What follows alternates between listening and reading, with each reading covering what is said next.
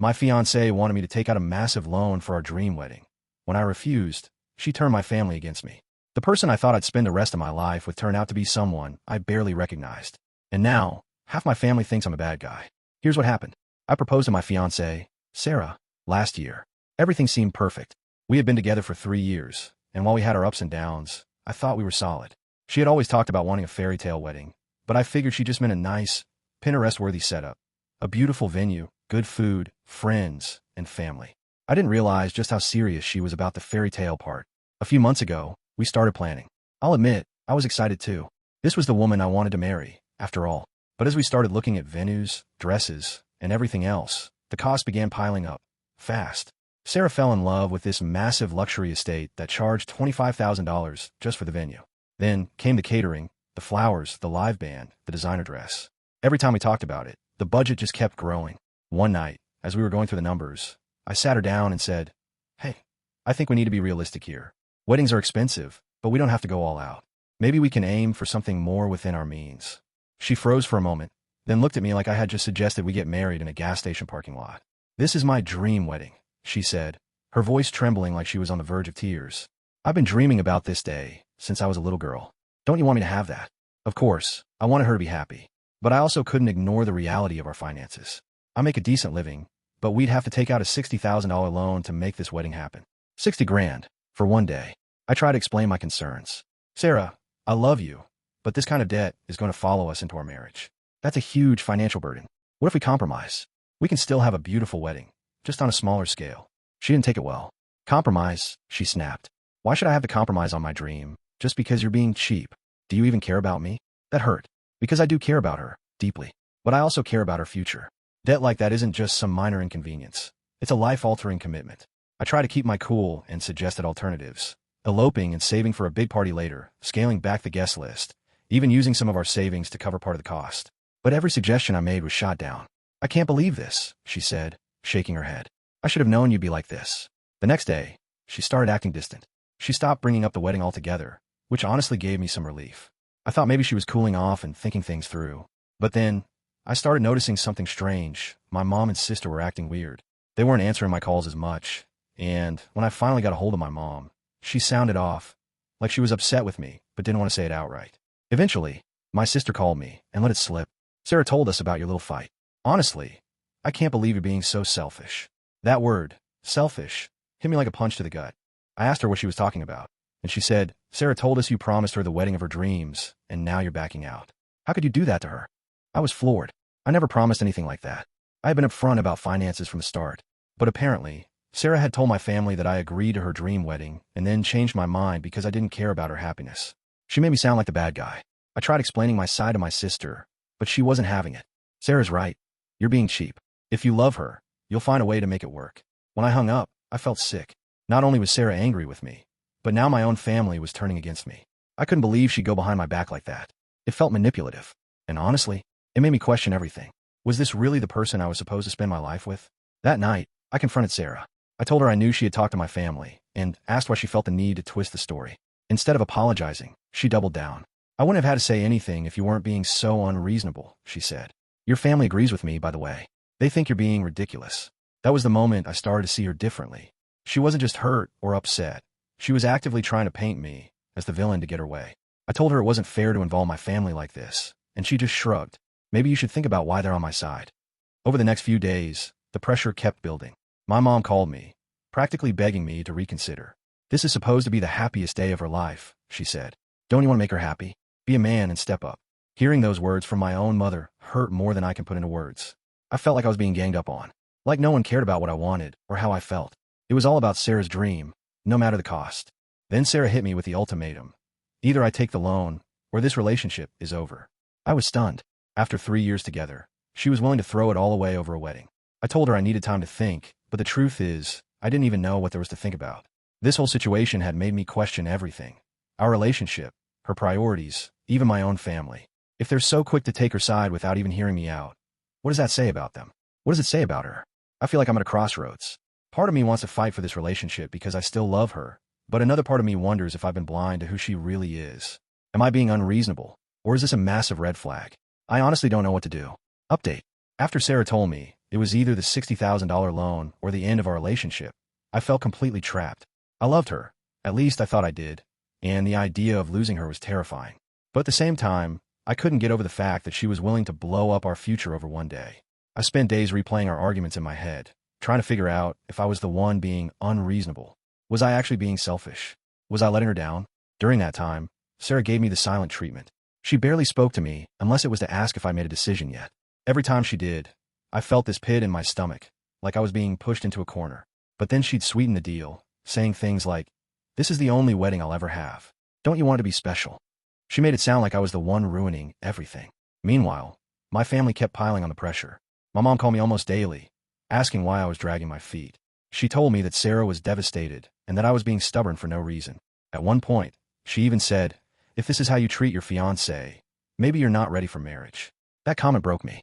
I felt like everyone was ganging up on me, and no one cared about how I felt. I started doubting myself so much that I almost gave in. But something about the whole situation just fell off. Sarah wasn't acting like the person I'd fallen in love with. She'd always been a little materialistic, sure, but this was on another level. And the way she turned my family against me, it didn't feel like the actions of someone who truly loved me. I started wondering if there was more to this than I was seeing. The breaking point came a couple of weeks later. I was working late one night, and when I came home, Sarah was already asleep. Her laptop was open on the dining table, and the screen lit up when I walked by. I wasn't planning on snooping, but then I saw her messages with her best friend pop up. One line caught my eye. "Don't worry, he'll cave. He always does." I froze. My heart started pounding. I knew I shouldn't keep reading, but I couldn't stop myself. I sat down and scrolled through their conversation, and what I found made my stomach turn. Sarah had been venting about me for weeks, calling me cheap and pathetic. She told her friend she was just waiting for me to crack because she knew I didn't have the guts to stand up to her. And then there was the worst part. She joked about how once we got the money, she could finally have the life she deserved, whether it was with me or not.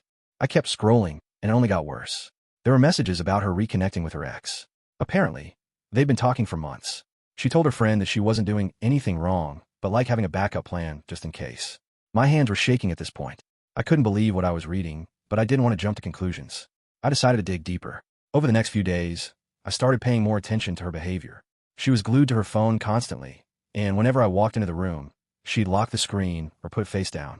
I also noticed some questionable expenses on our shared credit card, high-end clothing stores, spa appointments, and even a deposit for a luxury honeymoon package I hadn't agreed to. When I confronted her about the honeymoon deposit, she brushed it off. "I just wanted to be prepared," she said. "It's not a big deal." But it was a big deal. She made a $5,000 payment without even telling me. At that point, I realized she wasn't just being pushy about the wedding. She was completely disregarding me and our future together. Still, I wanted to give her the benefit of the doubt. I told myself maybe she was just stressed, or maybe she didn't realize how her actions were coming across. But then one night, I overheard her on the phone with my mom. She was crying, fake crying, and saying things like, "I don't know what to do. He just doesn't care about me anymore. Maybe we shouldn't even get married." Hearing her manipulate my mom like that made my blood boil. She was painting me as the bad guy while planning this entire wedding behind my back with no regard for what I wanted. The final straw came a few days later.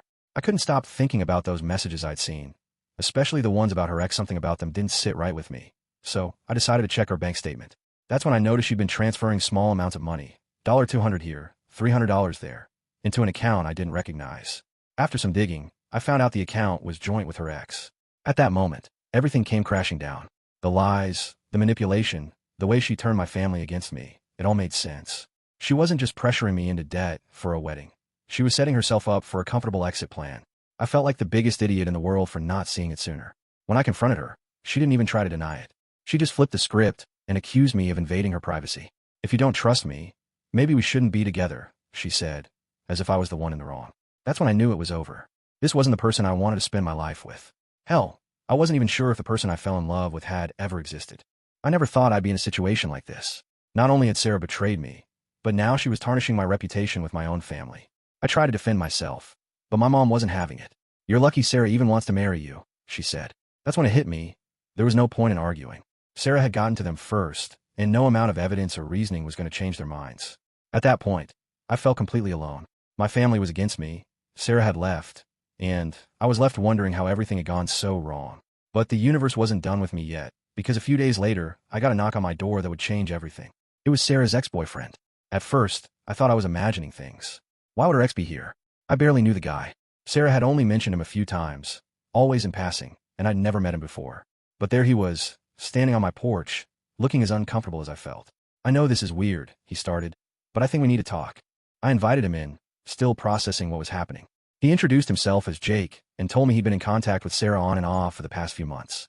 He admitted they'd reconnected on social media and had been chatting casually at first. But as time went on, Sarah started dropping hints that she wasn't happy in our relationship. She told him I was controlling and cheap, and that she felt like she'd made a mistake choosing me over him. At this point, I was already feeling sick to my stomach. But then Jake dropped the real bombshell. She asked him to help her with something.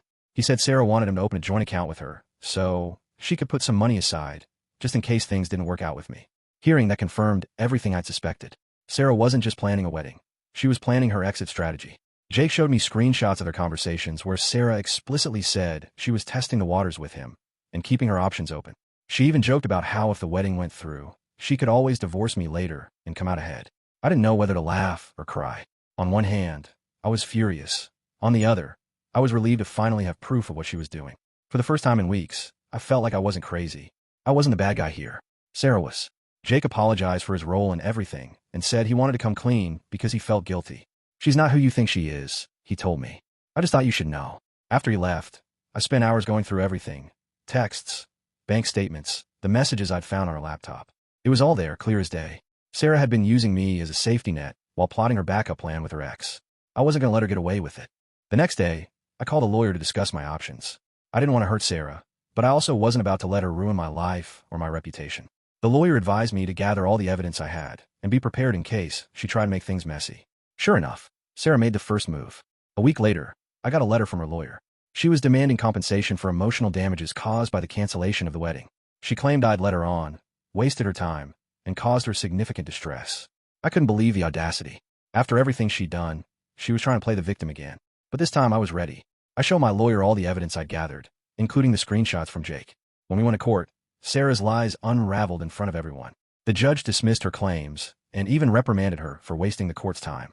Watching her face as the truth came out was a moment I'll never forget. After the case was over, I sent a copy of the court documents to my family. At first, they didn't respond, but eventually, my sister called me. She admitted they'd been wrong to take Sarah's side and apologized for not believing me. My mom, on the other hand, was less apologetic.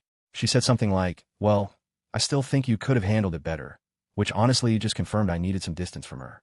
In the end, cutting ties with Sarah was the best thing that ever happened to me. It hurt, of course, but it also taught me a valuable lesson about trust, boundaries, and recognizing red flags. I started reconnecting with old friends and focusing on myself. For the first time in years, I felt like I was reclaiming my life. And now, there's someone new in my life. A friend from college who reached out after hearing about the breakup. She's been incredibly supportive, and while I'm not rushing into anything, it feels good to have someone in my corner. As for Sarah, I can't help but feel sorry for her. She may have gotten everything she wanted, at least for now, but she's lost the only person who truly cared about her. And that's something she'll have to live with. Did you enjoy the story? Want more? Don't forget to like, comment, and subscribe for more wild and unhinged Reddit stories. Your support means a lot and helps my channel grow.